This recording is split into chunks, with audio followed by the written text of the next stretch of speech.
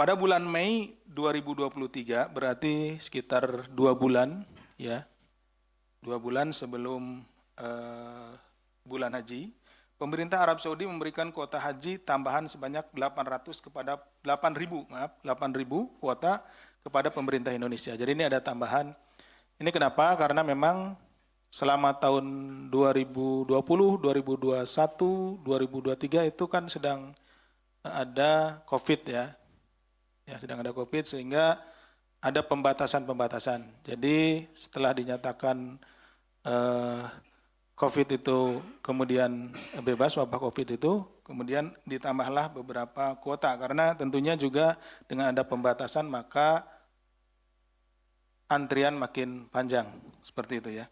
Selanjutnya pada bulan Mei 2023, dalam rapat di Komisi 8 DPR RI dengan Menteri Agama disepakati kuota tambahan tahun 2023 sebanyak 8.000 dialokasikan untuk jamaah reguler.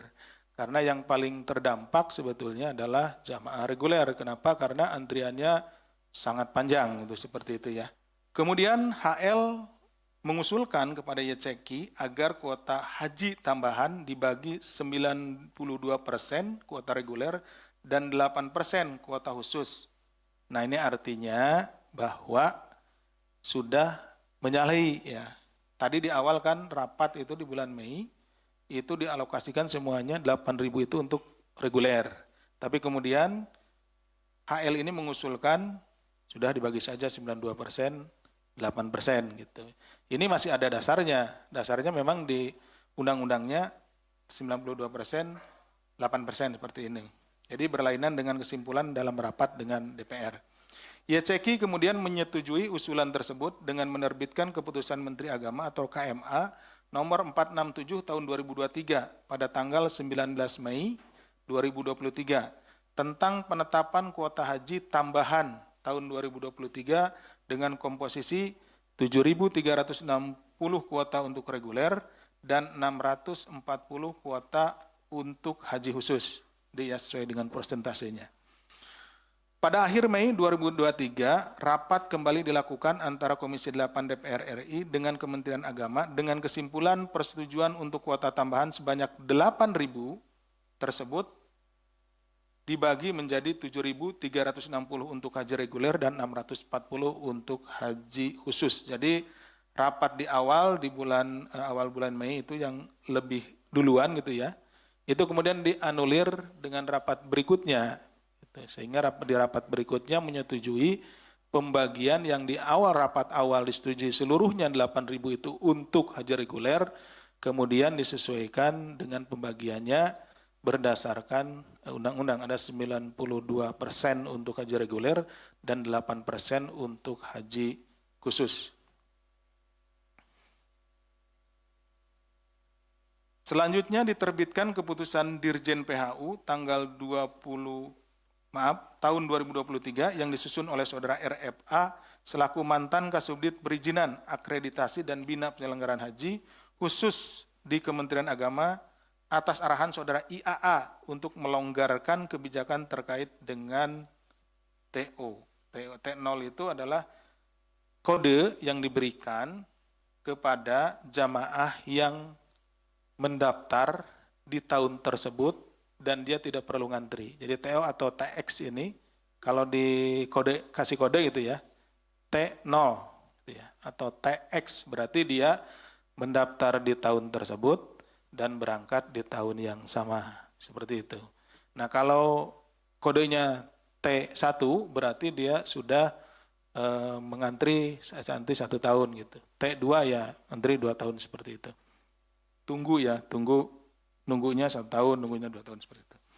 Diketahui sepanjang bulan Mei sampai dengan Juni 2023, RFA melakukan pertemuan dengan Asosiasi PIHK terkait penyerapan kuota haji khusus tambahan sebanyak 640 jamaah. Jadi ini tadi waktunya kan sangat singkat gitu, ya.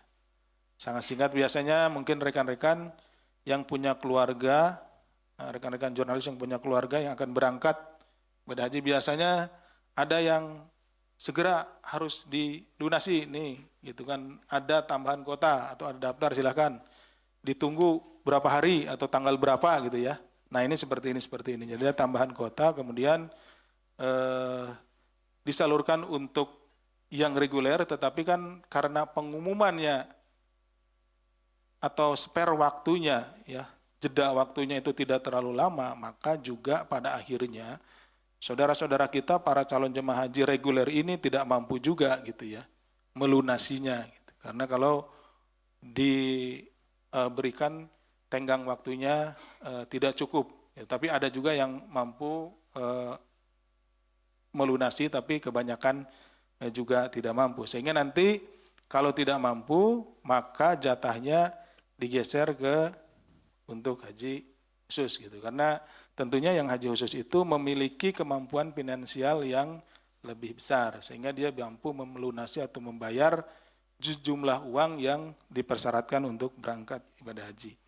RFA kemudian menentukan kuota jemaah untuk 54 PIHK, sehingga bisa berangkat langsung tanpa antrean. RFA juga memberikan perlakuan khusus kepada PIHK tertentu untuk bisa mengisi kuota haji khusus tambahan dengan jamaah haji khusus T0 atau TX, percepatan tidak sesuai dengan nomor urut. Ya, jadi sudah diurutkan sebetulnya, baik yang reguler maupun yang khusus. Tapi, nah nih kembali lagi, tapi disinilah mulai terjadi penyimpangannya gitu ya. Beberapa orang dikabari untuk memberikan sejumlah uang dan dinyatakan bisa diberangkatkan gitu ya hajinya gitu seperti itu tanpa harus mengantri seperti itu. Penyimpangannya ada di situ. Makanya seringkali haji-haji khusus itu untuk jumlah nilai yang harus dibayar itu bervariasi gitu ya. Kalau haji reguler kan sudah jelas ya. Tapi haji khusus itu bervariasi, berbeda di masing-masing travel, seperti itu. Selanjutnya RFA memerintahkan stafnya untuk mengumpulkan fee percepatan dari PIHK untuk pengisian kuota haji khusus tambahan yang mendapatkan tadi T0 atau TX senilai 5.000 US dollar atau 84,4 juta per jamaah. Nah, jadi ada sejumlah uang yang harus dibayar atas tadi ya privilege yang diterima. Kenapa? Tidak harus ngantri. Kalaupun ngantri dia bisa loncat orang lain gitu ya. Loncati yang antriannya seperti itu. Salah satu caranya dengan mengalihkan jemaah haji visa muzamalah menjadi haji khusus. Berdasarkan hasil pemeriksaan tim KPK bahwa RFA juga memberikan fee percepatan tersebut kepada YCK, IAA, serta sejumlah pejabat di Kementerian Agama. Jadi fee percepatan itulah yang kemudian dikumpulkan dan dibagikan kepada para oknum, gitu kan, seperti itu. Pada bulan Juni tahun 2023, berarti setahun sebelumnya, ya, Kementerian Haji dan Umroh Arab Saudi menginformasikan bahwa Indonesia kembali mendapatkan kuota haji tahunan untuk tahun 2024 Masehi atau 1445 Hijriah sebanyak 221.000 jamaah. Itu kuota dasarnya ya. Jadi setelah selesai pelaksanaan haji 2024, tidak lama setelah itu, kemudian diumumkan Indonesia kembali mendapatkan kuota haji sejumlah 221.000 jamaah, yaitu dasar ya. Dan kuota petugas hajinya itu 1%-nya 2.210 untuk kuota petugasnya. Kemudian pada bulan Oktober 2023, pemerintah Indonesia melakukan pertemuan dengan pemerintah Arab Saudi. Dalam pertemuan tersebut dinyatakan Indonesia mendapat kuota tambahan sebanyak 20.000 tambahan. Kuota ini diperlukan karena antrean haji Indonesia yang panjang hingga 47 tahun mengantrinya. Setelahnya pada bulan November dilakukan rapat kerja Menteri Agama Republik Indonesia dengan Komisi 8 DPR RI tentang laporan pertanggungjawaban keuangan operasional penyelenggaraan haji 2023. Jadi sembari melakukan evaluasi ya untuk pelaksanaan haji 2023, juga laporan terkait dengan kuota haji tahun 2024. Dalam rapat kerja tersebut disampaikan oleh Menteri Agama bahwa ada tambahan kuota haji untuk tahun 2024 sebanyak 20.000 yang akan dibagi 92% untuk reguler sehingga jumlahnya 18.400 dan 8% untuk haji khusus sehingga jumlahnya 1.600. Jadi pada saat rapat tersebut Menteri Agama, Saudara Yaceki itu pada saat itu ya sudah menyampaikan bahwa kuota yang 20.000 akan dibagi sesuai dengan persentase yang ada di undang-undang, yaitu 92% untuk reguler dan 8% untuk haji khusus. Namun kemudian pada November 2023 terdapat komunikasi antara staf teknis Kantor Urusan Haji Indonesia di Jeddah dengan Saudara IAA bahwa aplikasi e-Hajj sudah aktif dan kuota haji Indonesia tahun 2024 kuota dasar maksudnya 221.000 jamaah telah masuk di dalam aplikasi e-Hajj. Kuota ini adalah kuota dasar. Setelah kemudian mendapat informasi tersebut, IAA menyampaikan bahwa kuota tambahan 20.000 dibagi dua, 50%, 50% berdasarkan arahan perintah dari Yaceki.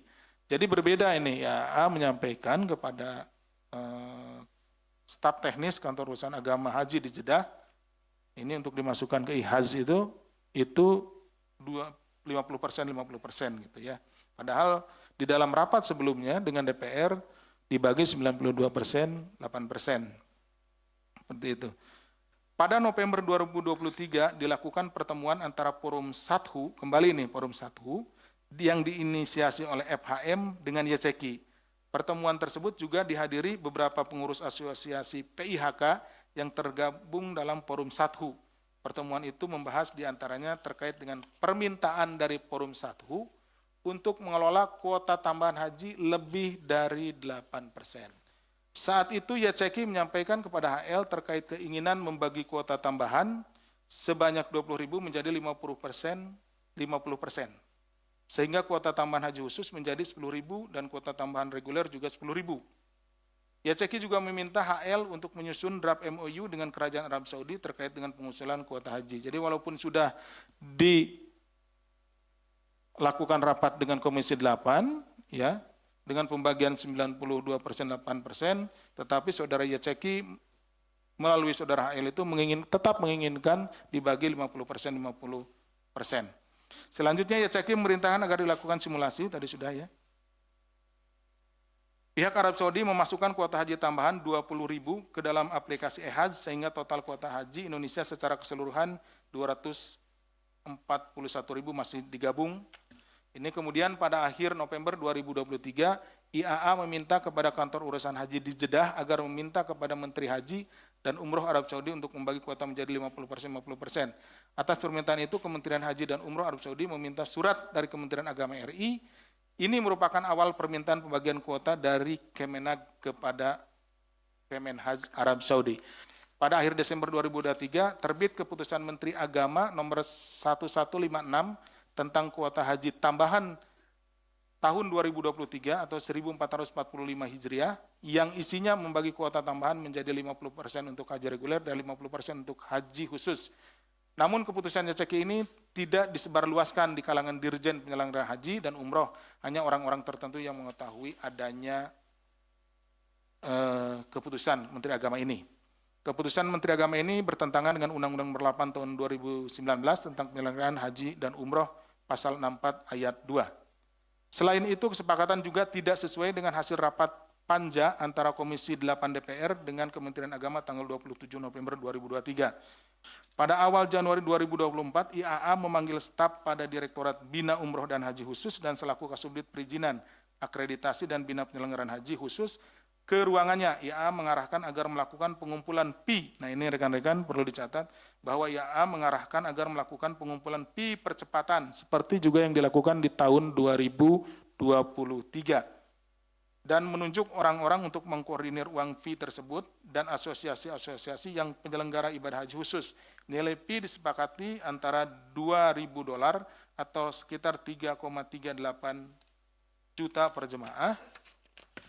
Kemudian dilakukan penandatanganan MOU antara Kementerian Haji Arab Saudi dengan Kementerian Agama yang di dalamnya terdapat putusan antara lain jumlah kuota haji yang datang melalui kantor urusan haji reguler sebanyak 213.320, seperti yang tadi ya. Pembagian kuota di atas menggunakan skema pembagian kuota khusus haji 50%, untuk reguler 50%.